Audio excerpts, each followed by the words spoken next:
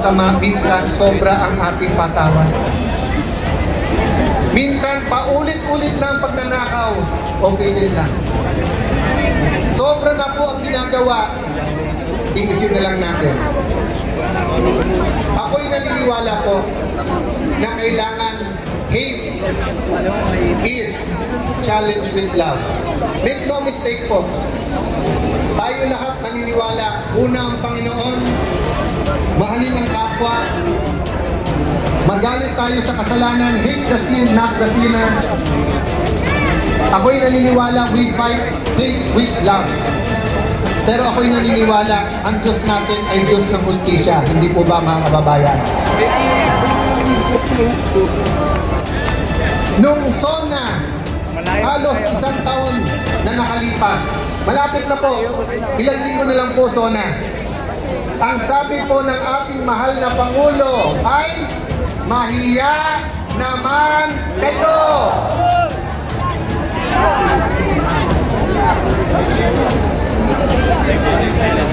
Yung iba po, yung iba ay nagkaroon ng pag-asa. Hoy, finally, after 3 years, yung bali-balita sa kalye na 20% na, 25% na, 30% na, 40% na ninanakaw, umabot na rin hanggang Malacanang ang balita. Nagkaroon po ng pag-asa ang ating mga kababayan. Kasi baka naman, dahil po siyempre iba, pag Pangulo ka, iba pag nasa taas ka. Hindi po ba? Kayo po ay napaka-blessed. Bakit po? Ang isang Pilipino, pag sumulat po kayo yung tagapamahala, kahit na saan po sulok ng bansa, nakakaabot. Pag may naaapi na kapatid, nakakaabot at inaaksyonan. Pero minsan sa simpleng barangay captain, minsan sa simpleng mayor o governor, kahit po sa akin, maraming sumusulat at pasensya na. Minsan po, hindi mo natutugunan. Eh lalo pa ho ang Pangulo. Kaya nagkapag-asa tayo. At agad kumilos si Senator Lacson. Nag-privilege speech. Nag-privilege speech. Eh nag-hearing na si Senator Marcoleta noon. Sabi ko kay Senator Marcoleta, Sir, bawal mag-privilege speech kapag ka hinihiring na. Dapat sa hearing. Mabait po si Senator Marcoleta. Sabi niya, aangal ba? Hindi. Baka naman makatulong sa atin. So nagkaisa kami sa minority nun. Sige, kahit na bawal ang ginagawa, kung makakatulong sa bansa, kung mahanap ang magnanakaw, kung ang kadiliman ay mabibigyan ng ilaw, okay na. Nag-speech po siya. Na-reveal yung mga ghost. Pagkatapos sinabi, 400 yung ghost, 1,000 na yung ghost. Ang daming in-expose. And then pinalitan si Senator Marcoleta. Nung pinalitan si Senator Marcoleta, ang mastermind ay senador na lang. Nawala na po lahat ng iba. Nawala na sa departamento, nawala yung secretaries, nawala yung congressman, nawala po yung napakalaking tao na kung siya po ay nagpagalaw nitong lahat. Pero sabihin nyo, kapatid na Alan, biased kayo. Hindi po. Si Ombudsman Boying Remulla mismo nagsabing, meron mastermind. Sabi po ni Ombudsman, meron mastermind. Ano po ang sabi? Ano po sabi ni Senator Lacson? Walang mastermind. So mga kapatid, malinaw na malinaw po na ang unang nagbigay ng pag-asa sa atin na Pangulo mismong sabing mahiya naman kayo. Hindi na po sila nahihiya. Sa totoo lang po, kawalang hiyan na ang ginagawa. February 4 po, ipwepuesto po namin si Senator Legarda bilang Senate President. 30 minutes before 3 o'clock, tumahimik ang buong Senado. Bakit po? Nagtawagan na galing sa matataas na opisina at sinabi sa mga senador, hindi na kayo makukulong, bawiin nyo lang pirma nyo. Huwag nyong papalitan si Tito Soto. Yan po ay recorded, yan po ay alam ni Jinggoy Estrada, yan po isisiwalang niya sa tamang panahon. Ang sabi po sa amin, huwag lang si Loren, huwag lang si Loren. Hindi na namin tinanong bakit. Sabi ni Loren Legarda, alam, anak ko lumalaban. So baka yun ang dahilan. Pero okay lang, alam. Okay lang, sinabi niya sa akin lahat. Mag-iis tayo, magtrabaho, pero sabihin natin, wala nang lukuhan. Walang lukuhan sa flood control, walang lukuhan sa tsa-tsa, walang lukuhan dito sa dadating na impeachment. Ano po nangyari? Araw-araw pa bago-bago, sasabihin ni Senator Lacson, walang report. Tapos may report. Tapos may mastermind. Hindi, kasama na. Hindi kasama si Romualdez, kasama si Romualdez. Tapos, kung sinabi ng isang witness, ito yung mga sekretary, nag-deliver, lumabas po, di ba? Yung mga Marines. O, ano sabi ni Senator Lacson? Sabi niya, hindi nag-deliver, pero hindi sa Malacanang. Eh si Senator Lacson naging witness na rin. Paano po siya naging witness? Yun po ang ilalman namin. Kaya noong Mayo 11, dumating po si Senator Bato. Alam niyo po ba, Lunes yon? Sabado, tumawag siya sa akin. Sabi niya, Alan, panay checkpoint na hindi na ako makakarating. Wala rin naman yung isa. Hindi ko na sasabihin din sa sino. Sabi ko, kuya, yung isang yun, pang 14, pang 13 ka. Sabi niya, ganun ba? Sige, pagdadasal ko. Alam niyo po, nung sinabi niya pagdadasal ko, naramdaman. Naramdaman ko na hindi yun yung parang, may pag-asa ba? May pag-asa. Pero tingin mo walang pag-asa. Hindi yung parang, boss, laban, pagdasal natin. Hindi po. Naramdaman ko yung sincerity, ipagdadasal ko.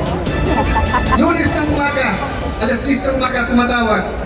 Dito sa ano. Sabi ko, Sen, kung dadating ka, Alan.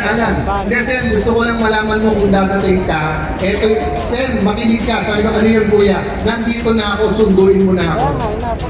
So, napagdasal niya, alam niya ang tamang gagawin. Akalain po ba namin?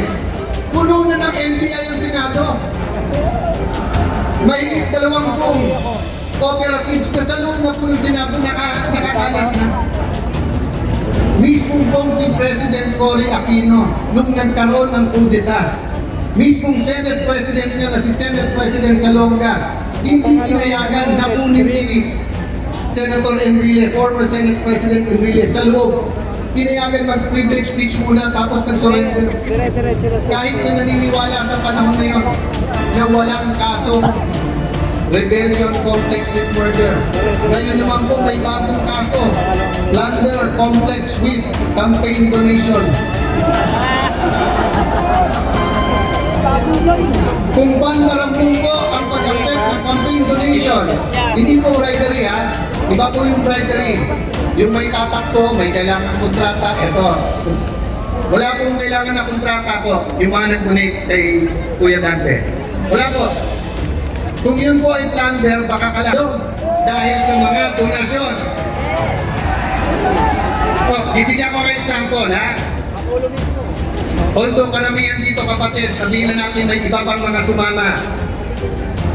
Noong 2016 election, meron pong eleksyon, may isang kandidato nagpapadonate ng lugaw. Okay? Magandang project yon, magandang project yon. Magandang project yon. Pero kung 1 milyon po tayo na nagbigay ng 50 pesos para po magkaroon ng lugaw, 50 million yon, plunder po ba yon? O kayo po, may mga t-shirt kayo.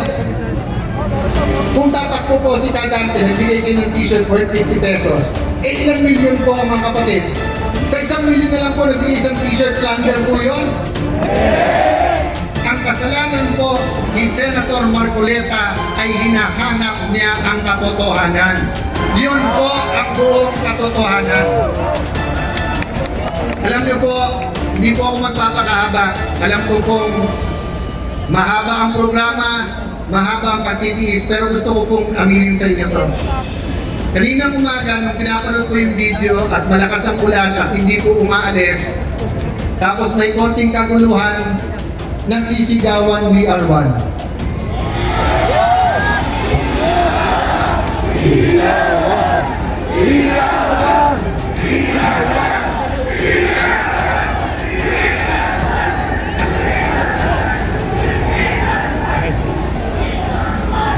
Aaminin ko po sa inyo, naiiyak po ako habang pinapanood ko yung video. Alam niyo po bakit ako naiiyak? 15 anyos po nandito ako sa EDSA. Naka-Marcos po ako eh. Nung bata po ako. Assemblyman po ang tatay ko, 4 lang silang nanalo sa Metro Manila. Nung grade 5, grade 6 kami po. 3 lang ang suntukan. Pareho kayo ng crush, Crispa Toyota o Marcos Aquino. Yun lang po, yung suntukan sa amin.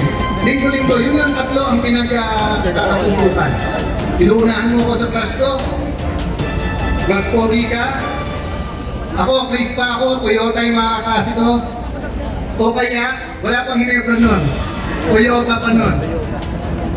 O kaya, Aquino o Marcos. Pero dumating po ang panahon na kailangan sabihin, tama na. Tama na. Tama na. Tama na. Balitan na!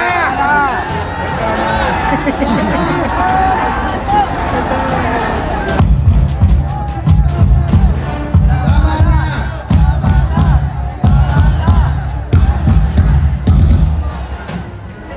Noong 2023, halos 1 trilyong piso ang DPWH. Ang flood control mahigit 300 milyon. Ang maintenance ng roads, unang beses, 1/3 ng budget, mahigit din 300 milyon. Usually, 70% ng budget ay bagong kalye, bagong tulay, bagong building. First time po noong 2023. Flood control at saka maintenance. Ang maintenance po hindi pa inimbestigan hanggang ngayon. Hindi pa rin po natuwa. 2024, wala pa rin nagsabing tama na. Gano'n na naman ang ginawa. DPWH pa lang po yan. Wala pang DOH yan. Wala pang Department of Agriculture yan. Wala pang BIR yan. Wala pang LTO yan. Walang smuggling pa yan.